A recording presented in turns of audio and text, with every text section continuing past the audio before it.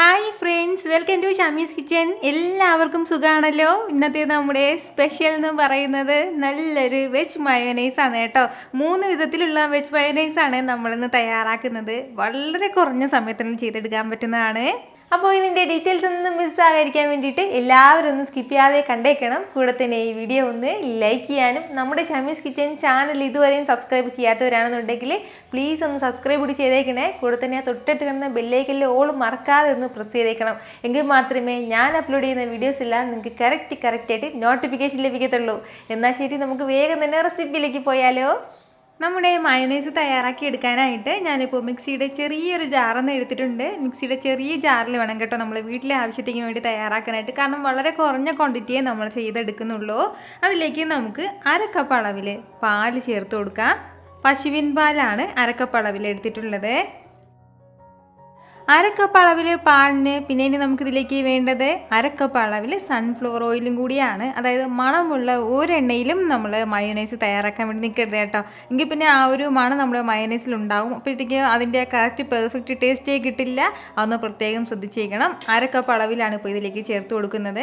ഇനി കുറച്ചുകൂടി എണ്ണ നമുക്ക് ഇതിലേക്ക് ആവശ്യമായിട്ടുണ്ട് കേട്ടോ. അപ്പോൾ കുറച്ചധികം ക്വാണ്ടിറ്റിയിൽ തയ്യാറാക്കുന്നതിൻ്റെ പേരിലാണ്, വളരെ കുറഞ്ഞ അളവിലാണ് നമ്മൾ വീട്ടിൽ തയ്യാറാക്കുന്നതെങ്കിൽ ഒരു 1/4 കപ്പ് അളവിൽ പാലും 1/4 കപ്പ് അളവിൽ എണ്ണയും നമുക്ക് മതിയാവും.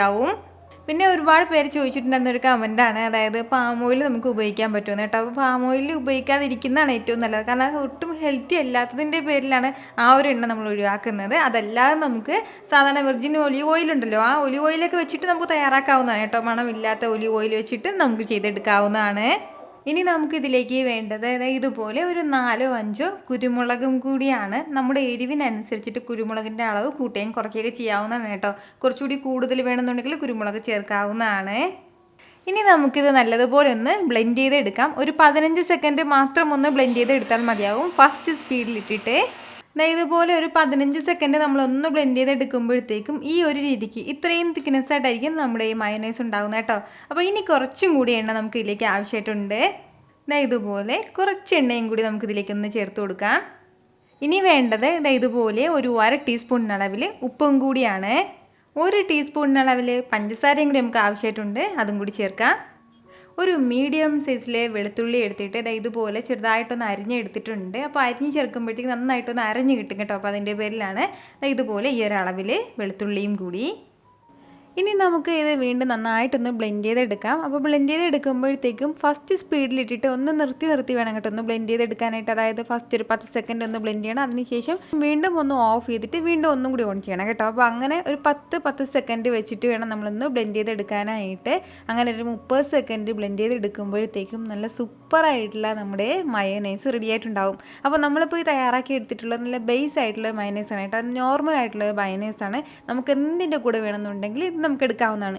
ഇതുപോലെ ഒരു ബേസ് മയോനൈസ് ആയിക്കഴിഞ്ഞാൽ നമുക്ക് ബാക്കിയുള്ള നമുക്ക് എന്ത് ടേസ്റ്റിലുള്ള ഡിഫറെൻ്റ് ആയിട്ടുള്ള മയോനൈസ് വേണമെങ്കിലും നമുക്ക് സൂപ്പറായിട്ട് തയ്യാറാക്കി എടുക്കാവുന്നതാണ്. അപ്പോൾ ഞാനിപ്പോൾ ഇന്ന് 2 ടൈപ്പ് മയോനൈസാണ് കാണിക്കുന്നത്. അപ്പോൾ ഞാനിപ്പോൾ ഒരു 3 ബൗളിലേക്ക് നമ്മൾ തയ്യാറാക്കി എടുത്തിട്ടുള്ള അത്രയും മയോനൈസ് വെക്കുകയാണ് കേട്ടോ. നമ്മൾ എടുത്തിട്ടുള്ള ഇത്രയും അളവിലും നമുക്ക് ഈ ക്വാണ്ടിറ്റിയിലാണ് കേട്ടോ മയോനൈസ് കിട്ടിയിട്ടുള്ളത്. ഫസ്റ്റ് നമുക്ക് സ്പൈസി ഹെർബ്സ് മയോനൈസ് നോക്കാം. മിക്സിയുടെ ജാറിലേക്ക് കുറച്ച് മല്ലിയില ചേർത്ത് കൊടുക്കാം. അതുപോലെ തന്നെ അതേ അളവിൽ കുറച്ച് പുതിനയിലയും എടുത്തിട്ടുണ്ട്, അതും കൂടി ചേർക്കുകയാണ്. അപ്പോൾ ഈ മല്ലിയിലയും പുതിനയിലേക്ക് നമ്മുടെ അളവിനനുസരിച്ചിട്ട് ചേർക്കാവുന്നതാണ് കേട്ടോ.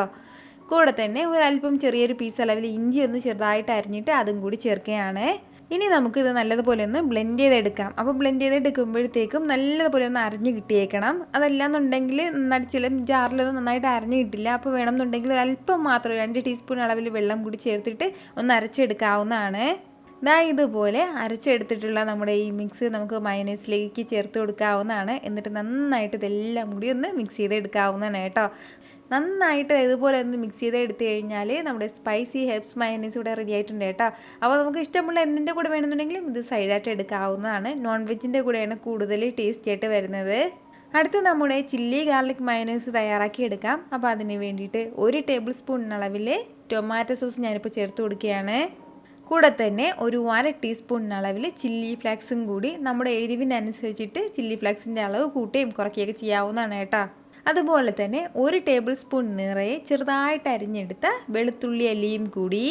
ഇത് ഇത്രയും ചേർത്തിട്ട് നല്ല രീതിയിൽ തന്നെ ഒന്ന് യോജിപ്പിച്ചെടുക്കാം. നന്നായിട്ടൊന്ന് മിക്സ് ചെയ്ത് എടുത്തു കഴിഞ്ഞാൽ നമ്മുടെ ചില്ലി ഗാർലിക് മയനൈസും സൂപ്പറായിട്ട് റെഡി ആയിട്ടുണ്ട് കേട്ടോ. എൻ്റെ ഒരു ഫേവറേറ്റ് ആയിട്ടുള്ള ഒരു മയനൈസാണ് കേട്ടോ ഇത്. നമുക്കിത് എന്തിൻ്റെ കൂടെ വേണമെന്നുണ്ടെങ്കിൽ, എന്ത് നോൺ വെജിൻ്റെ കൂടെ അല്ലാന്നുണ്ടെങ്കിൽ സ്നാക്സിൻ്റെ കൂടെയൊക്കെ നല്ല ബെസ്റ്റ് കോമ്പിനേഷനാണ്. എത്ര എളുപ്പമായിട്ടാണല്ലേ നമ്മുടെ ഈ 3 മയനൈസ് നമ്മൾ തയ്യാറാക്കി എടുത്തിട്ടുള്ളത്. നമ്മുടെ ബേസ് ആയിട്ടുള്ള ഒരു മയനൈസ് ഒന്ന് റെഡിയാക്കി എടുത്തു കഴിഞ്ഞാൽ ഇതുപോലെ നമുക്ക് ഇഷ്ടമുള്ള രീതിയിൽ വെറൈറ്റി ആയിട്ടുള്ള മയനൈസൊക്കെ നമുക്ക് തയ്യാറാക്കി എടുക്കാവുന്നതാണ് കേട്ടോ. എപ്പോഴും എനിക്ക് കമൻസ് വരുന്നതാണ് നമ്മുടെ ഈ മയനൈസ് തയ്യാറാക്കിയിട്ട് ഫ്രിഡ്ജിൽ സൂക്ഷിക്കാൻ പറ്റുമോ എന്ന്. നമ്മുടെ അന്ന് തയ്യാറാക്കുന്ന ആ ഒരു ദിവസത്തേക്ക് മാത്രം എടുക്കുന്നതാണ് ഏറ്റവും നല്ലത്. അതായത് കുറച്ച് സമയത്തേക്ക് അപ്പോഴത്തേക്കും ഫ്രഷ് ആയിട്ടൊന്ന് നമ്മൾ തയ്യാറാക്കി ഫ്രഷ് ആയിട്ട് തന്നെ യൂസ് ചെയ്യുന്നതാണ് നല്ലത്. ഫ്രിഡ്ജിലൊന്നും സ്റ്റോർ ചെയ്യാൻ വേണ്ടി നിൽക്കണ്ട. അപ്പോൾ അടുത്ത പ്രാവശ്യം വീട്ടിൽ മയനൈസ് തയ്യാറാക്കുമ്പോൾ ഇതുപോലെ ഒന്ന് ചെയ്ത് നോക്കിയിട്ട് നിങ്ങളുടെ ഫീഡ്ബാക്ക് എനിക്കൊന്ന് മറക്കാതെ അറിയിച്ചേക്കണം. അപ്പോൾ ഈ വീഡിയോ ഇഷ്ടമായാൽ എല്ലാവരും ഒന്ന് ലൈക്ക് ചെയ്യാനും കൂടെ തന്നെ നിങ്ങളുടെ ഫ്രണ്ട്സിനും ഫാമിലിക്കും എല്ലാവർക്കും ഇതൊന്ന് ഷെയർ കൂടി ചെയ്ത് കൊടുത്തേക്കണം. ഇതുപോലുള്ള റെസിപ്പിക്ക് വേണ്ടിയിട്ട് ഷമീസ് കിച്ചൻ ചാനൽ ഫോളോ ചെയ്യാനും സബ്സ്ക്രൈബ് ചെയ്യാനും ആരും മറക്കരുത്. വീണ്ടും നല്ലൊരു ഉഷാർ വീഡിയോ ആയിട്ട് നാളെ 2 മണിക്ക് കാണാം കേട്ടോ. അപ്പോൾ അതുവരെയ്ക്ക് എല്ലാവരും ഹാപ്പി ആയിട്ടിരിക്കുക, സന്തോഷമായിട്ടിരിക്കുക, എല്ലാവരും സേഫ് ആയിട്ടിരിക്കണം. Take care friends. ടാറ്റാ.